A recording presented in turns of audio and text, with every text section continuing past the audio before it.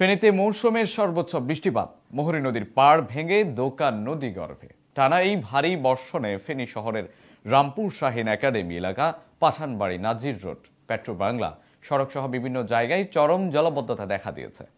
হাঁটু সমান পানিতে নাকাল হয়ে পড়েছেন সাধারণ মানুষ। বিশেষ করে অফিসগামী স্কুল শিক্ষার্থী এবং খেটে খাওয়া শ্রমজীবীদের দুর্ভোগ ছিল চোখে পড়ার মতো।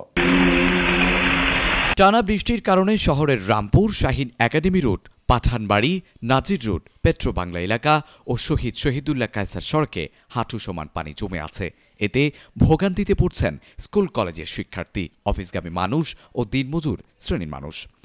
বিশেষ করে এইচএসসি পরীক্ষার্থীরা পরীক্ষা কেন্দ্রে পৌঁছাতে মারাত্মক সমস্যার মুখে পড়েছেন।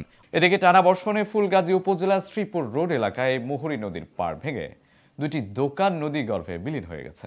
ভোরের দিকে হঠাৎ নদীর পাড় ধসে দুর্ঘটনা ঘটে। পৌর কর্মকর্তা বা পৌরসভার যারা দায়িত্বে আছেন তাদেরকে অনুরোধ করব, আমাদের ক্যাম্পাসের যে ড্রেন সংস্কার দরকার বা জলাবদ্ধতা নিরসনে যা যা প্রয়োজন তারা দ্রুত পদক্ষেপ নেন। বেশিরভাগ রিকশা ও অটোরিকশা চলাচল সীমিত হয়ে পড়েছে। নাজির রোড, পাঠানবাড়ি মোড়, শহীদুল্লাহ সড়ক ও মিজান রোডের যানজট ও পানির কারণে দুর্ভোগ আরও বেড়েছে। কিছু ক্ষেত্রে যাত্রীদের দ্বিগুণ ভাড়া গুনতে হয়েছে। ফুলগাজী উপজেলার শ্রীপুর রোড সংলগ্ন মুহুরী নদীর পাড় ভেঙে মঙ্গলবার সকালে দুটি দোকান নদীতে বিলীন হয়ে যায়। সীমান্তবর্তী মুহুরী, কহুয়া ও সিলোনিয়া নদীর পানি বাড়ছে, তবে এখনও তা বিপদ সীমার নিচে রয়েছে।